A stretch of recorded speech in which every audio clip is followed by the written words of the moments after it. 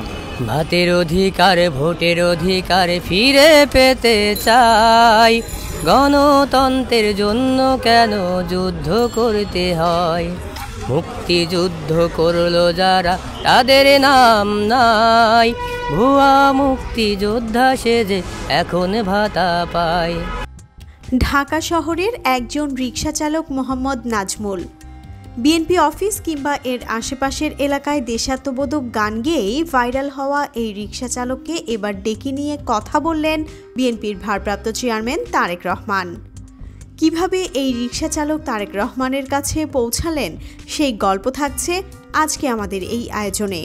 রাজনৈতিক অঙ্গনের নানা ইতিহাস ও তথ্য পেতে আমাদের চ্যানেলটিকে সাবস্ক্রাইব করে বেল বাটনটি প্রেস করে রাখুন।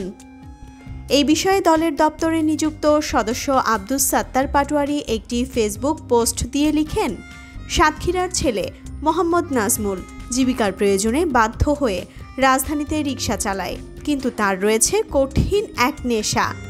সে নেশা খারাপ কিছু নয়, তার নেশা বিএনপিকে ভালোবাসা আর দলের সকল কর্মসূচিতে অংশগ্রহণ করা।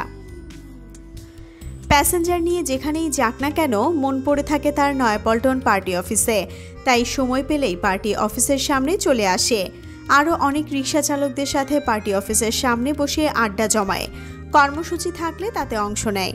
আমাদের পার্টি অফিসের সামনের জায়গাটাই যেন নাজমুল সহ আরও কিছু বিএনপি প্রেমী রিকশা চালকদের অস্থায়ী ঠিকানা।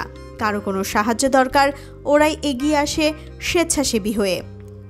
সাতক্ষীরার ছেলে নাজমুল বড় ভালো গান গায়, ওর কিছু গান নেট দুনিয়াতে অনেক নজর কেড়েছে।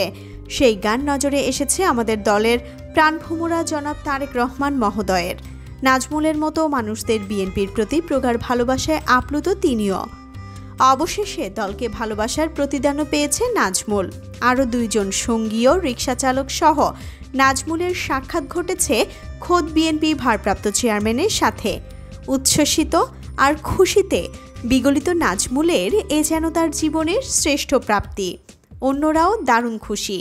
সাক্ষাতে জানা গেল সদ্যই পুত্র সন্তানের পিতা হয়েছেন নাজমুল।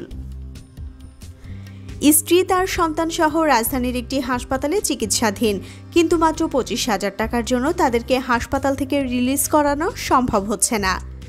তাৎক্ষণিকভাবেই তাকে 25,000 টাকা অর্থ সাহায্য করা হলো। খুশিতে বাকরুদ্ধ সাতক্ষীরার নাজমুলের অবাক নেত্র যেন কৃতজ্ঞতায় সিক্ত হয়ে উঠল। বাংলাদেশ জাতীয়তাবাদী দল শুধু একটি দল নয়, একটি পরিবার।